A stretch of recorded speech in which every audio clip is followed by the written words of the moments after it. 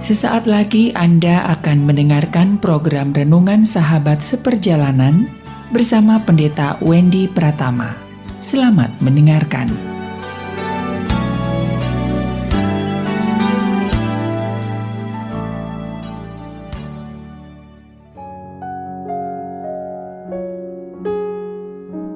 Selamat berjumpa kembali di dalam layanan audio Sahabat Seperjalanan. Hari ini adalah hari Jumat 27 Mei 2022. Tema renungan saat teduh kita dengan judul Tidak Mudah Terluka. Firman Tuhan terambil dalam Mazmur 73 ayat yang ke-26. Sekalipun dagingku dan hatiku habis lenyap, gunung batuku dan bagianku tetaplah Allah selama-lamanya. Mari kita berdoa. Bapa yang di dalam surga, ajar kami sebagai anak-anak-Mu untuk hidup tidak mudah terluka, dan kami menjadi pribadi yang kuat, karena firman-Mu berkata, gunung batuku dan bagianku tetaplah Allah selama-lamanya. Dalam nama Tuhan Yesus kami berdoa, amin. Shalom sahabat seperjalanan yang dikasihi Tuhan, tidak mudah terluka. Luka adalah bagian yang dihindari sebisa-bisa mungkin. Baik berbagai macam luka, ada disebut dengan luka memar, luka pukul, luka robek, luka tusuk, luka sayat, luka baret, atau abrasi. Berbagai macam luka, itu adalah insting manusia. Untuk kita menghindari luka benturan, maka kita menjaga kepala kita, memakai helm kalau berkendaraan.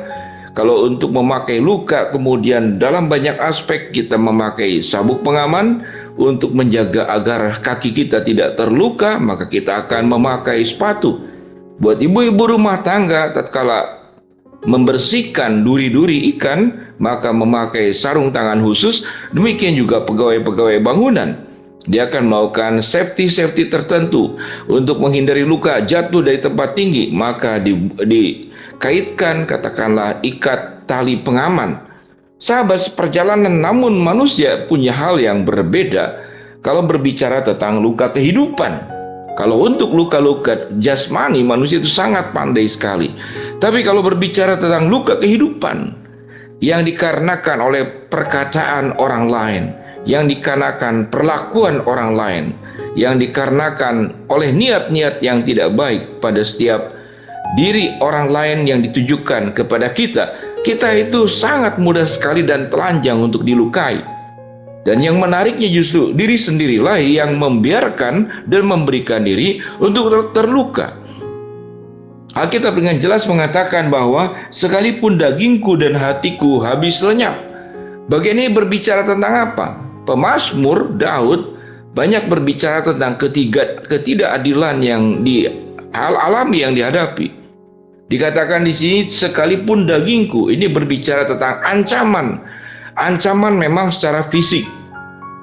Pembunuhan, ancaman, penganiayaan, pengeroyokan, ancaman dihadang oleh orang lain dan segala macam.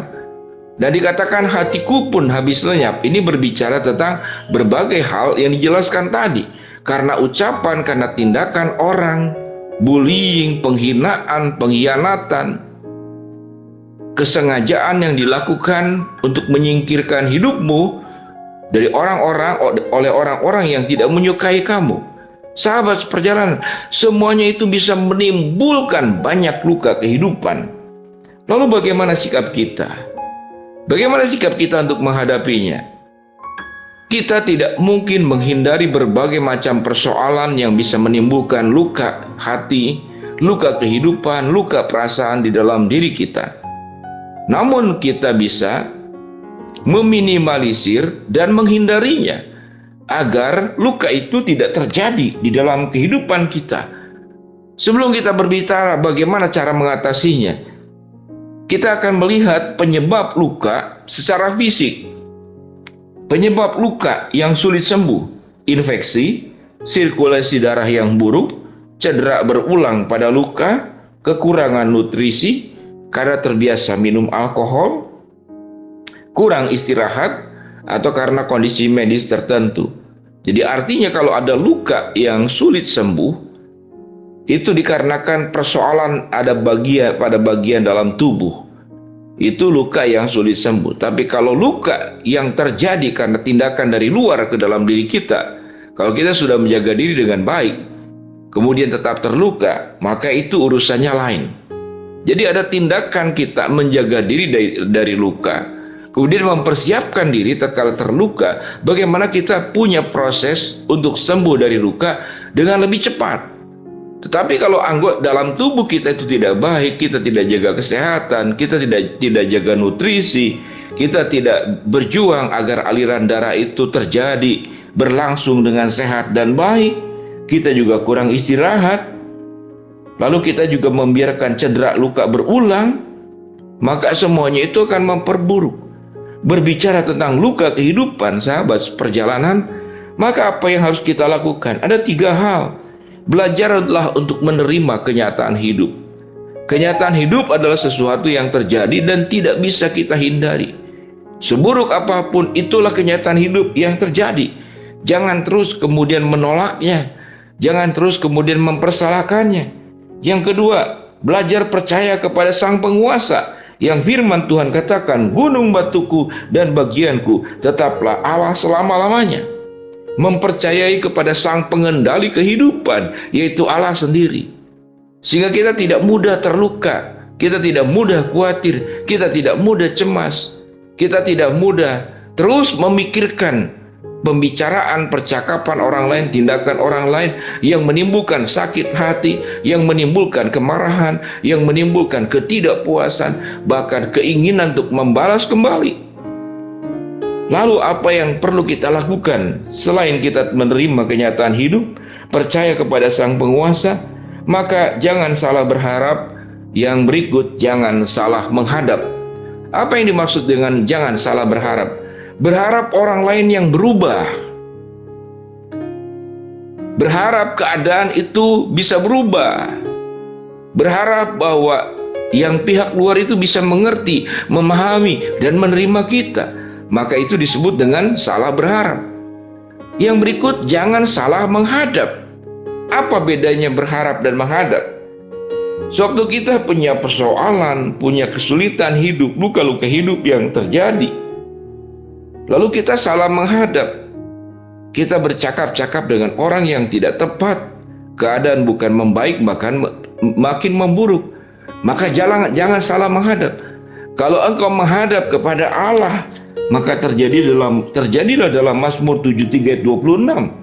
Sekalipun dagingku dan hatiku habis lenyap, gunung batuku dan bagianku, tetaplah Allah selama-lamanya. Jadi jangan salah berharap, berharaplah kepada Tuhan. Jangan salah menghadap, menghadaplah kepada Tuhan. Maka kita akan mendapatkan kekuatan dan kita menjadi orang yang tidak mudah terluka. Kita akan menjadi pribadi yang sehat-sehat saja. Fisik kita sehat, pikiran kita sehat, perasaan kita sehat, kehidupan kita pun sehat. Kehidupan kita pun bugar. Dengan kondisi kehidupan, masalah tetap ada, persoalan tetap ada, orang yang tidak suka dengan kita tetap ada, bahaya, ancaman pun tetap ada yang bisa terjadi kepada siapapun. Namun kita tetap kuat. Kita tidak mudah terluka. Mengapa? Karena kita belajar menerima kenyataan. Karena kita percaya kepada Sang Penguasa. Karena kita tidak salah berharap.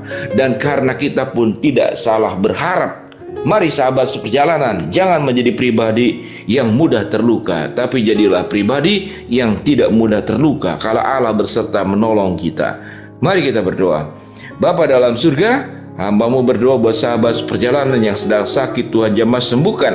Sahabat seperjalanan yang sedang menghadapi masalah, Tuhan bukakan jalan. Sahabat seperjalanan yang sedang berdoa, memohon sesuatu, Tuhan akan kabulkan dengan cara dan waktu-Mu.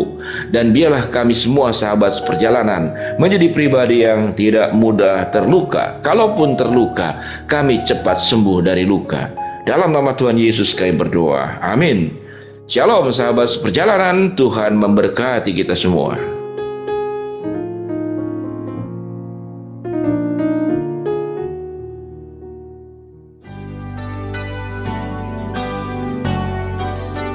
Anda baru saja mendengarkan program Renungan Sahabat Seperjalanan bersama Pendeta Wendy Pratama. Terima kasih atas perhatian Anda. Tuhan Yesus memberkati.